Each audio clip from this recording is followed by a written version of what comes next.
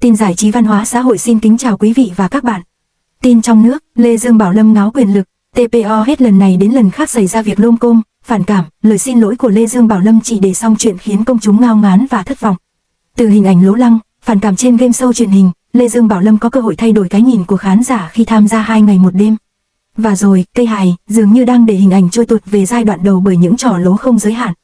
Phát ngán vì Lê Dương Bảo Lâm xin lỗi, hết lần này đến lần khác, anh lên tiếng xin lỗi nhưng chỉ để cho qua chuyện. Mới đây, Lê Dương Bảo Lâm đùa, quá lố, khi bón cơm đã nhai cho Võ Tấn Phát trên sóng livestream. Bị chỉ trích mất vệ sinh, thiếu tôn trọng đồng nghiệp, Lê Dương Bảo Lâm nhận sai và xin lỗi vì làm khán giả khó chịu. Giữa lùm xùm của Nigap, Lê Dương Bảo Lâm là một trong số ít người nổi tiếng lên tiếng bảo vệ bất chấp vướng chỉ trích. Anh tuyên bố, ai ghét thì ghét, chỉ cần một tốp người thương là được. Khi trang cộng đồng nhắc lại vết đen của anh trong quá khứ, Lê Dương Bảo Lâm đôi co, kêu gọi fan hủy theo dõi trang này. Cách quán quân cười xuyên Việt 2015 nói lời xin lỗi cũng như cách anh quăng miếng hài nhạt. Sự thiếu thành ý đến mức hở ra là xin lỗi của Lê Dương Bảo Lâm cũng đủ khiến khán giả mệt mỏi, dần xem đó là điều hiển nhiên, dễ gây ồn ào mà cũng chóng.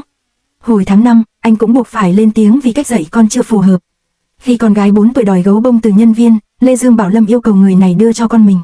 Mang gấu bông xuống cho con nhanh, mai mua con khác trả lại. Lấy con gấu cho con đi, bao nhiêu tiền thì trả lại. Đừng để con buồn hay giận, Lê Dương Bảo Lâm nói. Không lấy làm lạ khi anh một lần nữa xin lỗi vì chưa có kinh nghiệm, ít thời gian dành cho con nên không nghiêm khắc với bé.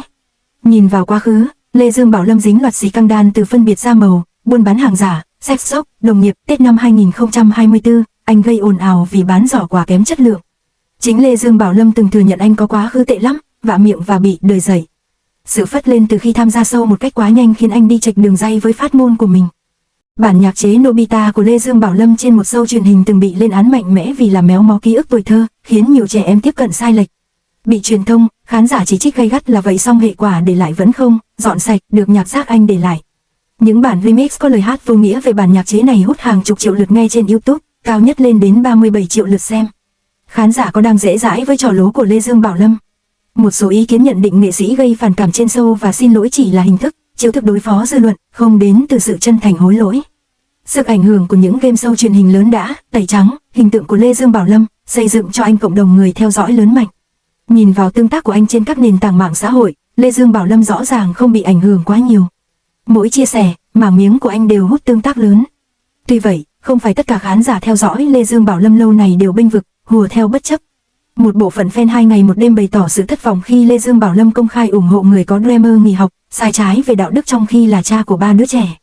Lê Dương Bảo Lâm đang là người có sức ảnh hưởng lớn tới công chúng, cast trong chương trình quốc dân, bậc phụ huynh của 3 đứa trẻ, ủng hộ người có phát ngôn, việc học không còn quan trọng, quấy rối tình dục, thật sự thất vọng vô cùng, chưa bao giờ mong muốn ekip 2 ngày 1 đêm thay đổi cast, nhưng lần này với Lê Dương Bảo Lâm mong ekip mạnh tay cắt đứt luôn một lần, vì Giang Sơn dễ đổi bản tính khó rời. Sau từng ấy năm, Lê Dương Bảo Lâm vẫn không thay đổi vẫn ngáo quyền lực như vậy, fan của show 2 ngày 1 đêm nhận xét. Nhiều khán giả nhận ra chính sự hậu thuẫn lớn từ công ty giải trí đứng sau, tệp khán giả không màng scandal đã khiến người nổi tiếng sinh ra ảo tưởng đến ngáo quyền lực. Việc quá dễ dãi với những trò hề, trò lố phần nào tạo điều kiện cho những người như Lê Dương Bảo Lâm nổi tiếng. Hoạt động showbiz lâu này nhưng để công chúng định danh Lê Dương Bảo Lâm ở vai trò gì vẫn mơ hồ bởi danh hài thì chưa tới, nghệ sĩ thì quá tầm.